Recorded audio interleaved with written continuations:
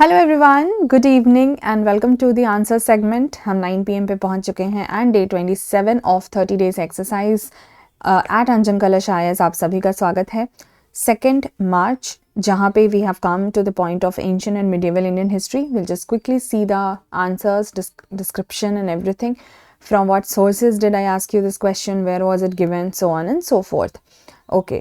So the question that ancient Indian history में हमने discuss किया था belong to the Gupta period. You otherwise also know this period is very important. Mauryas हो गया, गुप्ताज हो गया, these are certain, like अगर हम डायनेस्टी वाइज भी बात करते हैं, थोड़ा सातवाहना के बारे में पढ़ लिया, बहुत सी ऐसी चीज़ें जो आपको पढ़नी है बोथ एंशिएंट एंड मिडिवल में बेसिकली। तो गुप्ता सेपरेटली ज़रूर से पढ़ लीजिएगा। और यहाँ पे हम स्पेशली बात कर रहे हैं about the place there. So what was the question? That what was the language spoken by women and Shudras in Sanskrit plays written during the Gupta period? ठीक है, ये क्वेश्चन बहुत जगह पूछा जाता है, बहुत जगह पूछा जाता है. The answer is Prakrit. Let us just see first of all.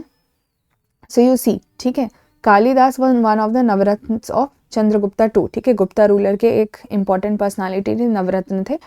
तो वहाँ पे हमें क्या लाइन मिलती है? That the notable feature of his works include the display of an humor element. Now what is that humor element? That the characters of the higher caste speaking in Sanskrit while those of the lower caste and women speaking in Prakrit. ठीक है, तो जो plays होते थे, जो कि Sanskrit plays भी रहेंगे, लेकिन within them Sanskrit would only be spoken by the characters given to the higher, so-called higher caste people. और anyone, चाहे वो women हो या lower caste माना जिनको जाता हो, उनको प्रकृत बोलना पड़ता था, because that was the language what normal, ordinary people spoke. But higher class और lower class में हमें यहाँ language के basis पे भी difference देखने को मिलता था. So this is something that is important. And also if you just read the question in general, तो it could strike your mind कि if the plays were written in Sanskrit, why would somebody speak some other language? So the answer should be Sanskrit only. But if they're asking the question, there has to be some meaning hidden in that. I hope you are getting the sense. Medieval India का question. Ibn Battuta, the Moroccan traveler, visited India during the reign of which particular ruler? ठीक है, ये देख लो, ये आपके NCERT से ही लिया हुआ है. तो जो medieval history की बुक है, themes वाली, standard 12th NCERT part 2 जो theme है, जिसमें medieval history portion cover है. In that you have the first chapter on the travelers, from where this is taken, and you see Ibn Battuta was a Moroccan traveler. Of course you need to remember the time as well and the book written by him, like the work. So his book of travels is called as Rihla and 14th century में वो आया. And यहाँ पे अगर आप राजा का नाम देखोगे, so he had heard about Muhammad bin Tughlaq, the Delhi Sultan, and lured by his reputation. बाकी वो आया दिल्ली में, यहाँ से पहुँचा, and then the Sultan was impressed by his scholarship, appointed him Qazi, etc. etc. But you have to remember this. ठीक है. Now before we go ahead with any other thing, let us just see Gupta time से और तुगलक से क्या क्या questions हैं. So separately also you can prepare. चलो एक क्वेश्चन देख रहे हैं हम. This is 2021. From the decline of Guptas till the rise of Harshvardhan. ठीक है, कौन से किंगडम्स जो हैं वो नदन इंडिया में पावर होल्ड करते थे, ये क्वेश्चन है. तो ये like during the Gupta empire पे नहीं है, बट फ्रॉम द डिक्लाइन है, तो ऑफकोर्स उसका सिग्निफिकेंस हो ही जाता है, because until you understand the chronology it will not be easy for you to remember. देखो अभी जस्ट हमने करा ना with reference to the scholars literature of ancient India, 2020 का क्वेश्चन है.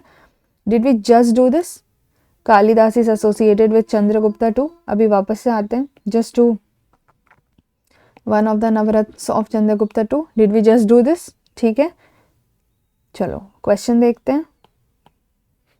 सो based on this we could anyways know कि चलो 3 तो सही है. ठीक है, so the first option anyways got eliminated and of course you need to know more on it. So you understand that Gupta के टाइम का लिटरेचर एनीवेज इज इंपॉर्टेंट. अच्छा फिर से देखो, with reference to the period of Gupta dynasty in ancient India, the towns आपको नाम दिए गए हैं and they are well known as. तो किस पर्टिकुलर रीजन के लिए the towns are known as? So Gupta dynasty से क्वेश्चन है. That was the year again 2020. So 2 questions. Then with reference to forced labor or Vishti in India during the Gupta period, which of the statement is correct? So this is also 2019.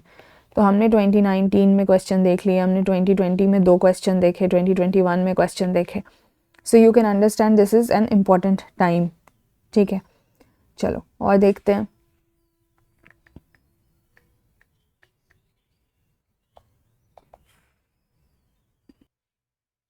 So Delhi Sultans पे of course different times पे I've seen different question, but since we were just doing Mohammad बिन तुगलक का time, तो एक बार वो देख लेते हैं. 2022 में again you see one question. So here they let's say ask about Khalji. ठीक है, जलाउद्दीन खलजी के टाइम पे फर्स्ट मंगोल इन्वेजन हुआ कि नहीं हुआ, देन अलाउद्दीन खलजी के टाइम पे क्या हुआ, एंड देन मोहम्मद बिन तुगलक पे one of the options given है. ठीक है, अभी यहाँ भी देख लो, सीधे सीधे इंपॉर्टेंट सोर्सेज पे वो सीधे पूछ रहे हैं, जैसे कि कौटिल्य का अर्थशास्त्र. तो डिफरेंट सोर्सेज से related question also can be asked in that context. So I hope now you are understanding कि इन चीज़ों को बारीक में करने की ज़रूरत है, राइट. चलिए नेक्स्ट क्वेश्चन जो है हमारा कॉन्स्टिट्यूशन के आर्टिकल वाला क्वेश्चन है, that which article deals with the right to vote, that is adult suffrage to elect the representatives of Lok Sabha and legislative assembly. The answer is article 326. ठीक है, अब उसको देखते हैं. यू सी हियर 326 क्या कह रहा है, elections to the House of People, that is Lok Sabha, and Legislative Assembly of States to be on the basis of the adult suffrage. Yani anyone who is an adult in India is allowed to be given the right to vote to be able to elect the representatives of Lok Sabha and Legislative Assembly. So read the details of this article. ठीक है, चलो ये मैंने क्यों पूछा है, क्योंकि अभी हमारे इलेक्शंस आ रहे हैं ना, that is why. So anything related to election directly or indirectly becomes really important this year. चलो करंट अफेयर का क्वेश्चन है, विच पर्सनालिटी, इसको मैंने आपको बहुत अच्छे से समझा दिया था, that what the question was actually trying to say. So which personality is associated with the concept of Anubhav Mandap, यानी अनुभव मंडप, मंडप से ही वर्ड है, that form the base of the Bharat Mandapam Pragati Maidan Delhi. The answer is lord Basaveshwar. अब इसको पढ़ते हैं. ये देखो, ये न्यूज़ में एक तो G20 समिट का वेन्यू होने की वजह से काफ़ी रहा था, है ना. So there was this, let's say, one news article that what is Bharat Mandapam, the venue of G Summit in New Delhi. ये सितंबर में हुआ था G Summit, हमारा इंडिया हमने होल्ड करा था. That is fine, you study more on that. But within that you see this. So as per the government statement, Bharat Mandapam draws inspiration from Lord Basaveshwara's concept of Anubhav Mandapam.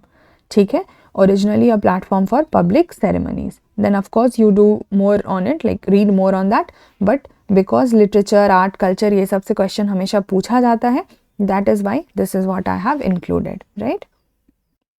And you know, any culture question also randomly, it's very unlikely that they would ask. Anything would be mostly current affairs driven only.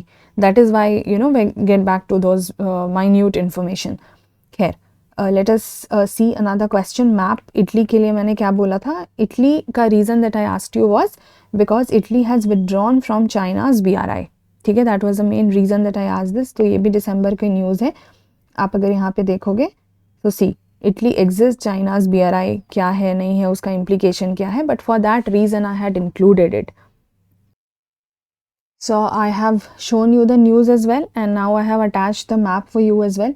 So please do check the physical and the political features that you have to understand. Politically of course water bodies हो गया, या फिर nearby, पहले तो आपको continent पता होना चाहिए, in which continent is Italy located. But अगर आपने history पढ़ा है so of course आपको ये basic सी चीज़ तो बहुत अच्छे से पता होना चाहिए. And then go for the water bodies and everything nearby. ठीक है, important places हो गए, वो सब पढ़ लेना. चाइना का BRI क्या है वो भी पढ़ लेना. But let us see some questions also.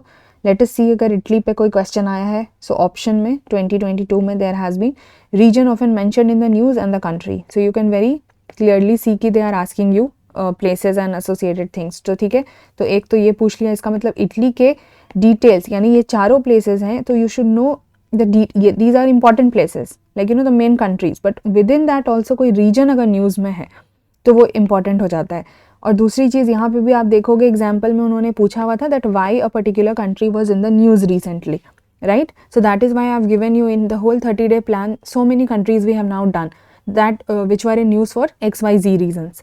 तो ये तो हमने कर लिया. अब एक और चीज़ अगर देखो, मैं आपको एक और दिखाती हूँ. ये देखो 2016 में पुराना क्वेश्चन था बट उस टाइम के लिए इम्पॉर्टेंट था. That Belt and Road Initiative, that BRI of China from which Italy exited, is sometimes mentioned in the news in the context in the affairs of. बहुत easy question था but सीधा सीधा question आया हुआ है.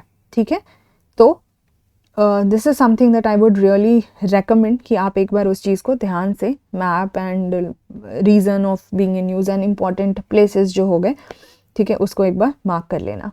चलो, so with this we are done with the discussion of day 27 2 of March के important questions and answers. I hope the series is helpful. अब हम डे 28 पे मिलेंगे. ये लास्ट होगा technically, as I had told you already, क्योंकि हमने ancient medieval का ये दो पोर्शन ख़त्म कर लिया. सो लास्ट में 4th and 5th March would only be left for the revision and completion of the task. So let's meet tomorrow, the last day. And thank you so much for motivating me to do this every day at 9 a.m. and 9 p.m. continuously, and be regular with it, consistent with it, and also put in all what I could in this particular series. There is a lot coming for you in the coming months for CSE 2024. Just stay tuned to the Telegram channel. अच्छा, इस साल का PDF भी Telegram channel पे आ जाएगा. Link आपको description में मिल जाएगा. ठीक है. सो चलो, I will meet you now tomorrow. Bye bye, take care.